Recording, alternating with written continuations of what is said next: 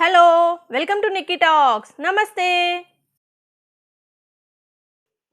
ఈరోజు సింపుల్గా రెస్టారెంట్ స్టైల్లో జీరా రైస్ ఎలా తయారు చేసుకోవాలో తెలుసుకుందాం. జస్ట్ 5 నిమిషాల్లో రెడీ అయిపోతుంది. సో ఎలా చేసుకోవాలో చూద్దాం. దీనికోసం ముందుగా ఒక ప్యాన్లో 2 టేబుల్ స్పూన్ల నెయ్యి వేసుకొని వేడి చేసుకోవాలి. ఒకవేళ మీకు ఘీ నచ్చకపోతే ఆయిల్తో అయినా చేసుకోవచ్చు. నెయ్యి వేడయ్యాక ముందుగా దీనిలో జీడిపప్పు వేసుకోండి. తర్వాత 4 లవంగాలు, 1 ఇంచ్ దాల్చిన చెక్క వేసుకోండి. ఇప్పుడు దీనిలో 1 స్పూన్ జీలకర్ర వేసుకోవాలి. దీనిలో మెయిన్ ఇంగ్రీడియంట్ జీరా, అందుకని ఎక్కువగా వేశాను.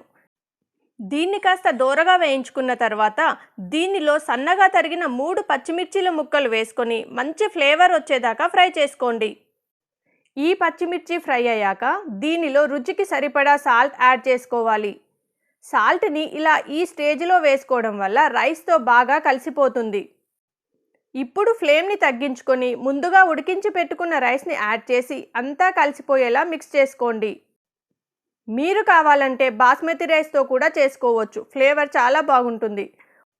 ఒకవేళ మీరు కుక్కర్లో చేసుకోవాలంటే సేమ్ ప్రాసెస్ కుక్కర్లో చేసుకొని ఇలా కుక్డ్ రైస్కి బదులు నానబెట్టిన బియ్యాన్ని యాడ్ చేసుకోండి.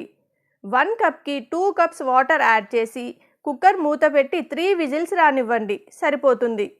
ఇలా రైస్ని మిక్స్ చేసుకున్నాక దీనికి 1/2 స్పూన్ మిరియాల పొడి యాడ్ చేసుకొని ఒకసారి మిక్స్ చేసుకోండి. ఫైనల్గా సన్నగా తరిగిన కొత్తిమీరను యాడ్ చేసి అంతా కలిసిపోయేలా మరోసారి మిక్స్ చేసుకొని స్టవ్ ఆఫ్ చేసేసుకోండి. అంతే, వేడివేడిగా జీరా రైస్ రెడీ అయిపోయింది.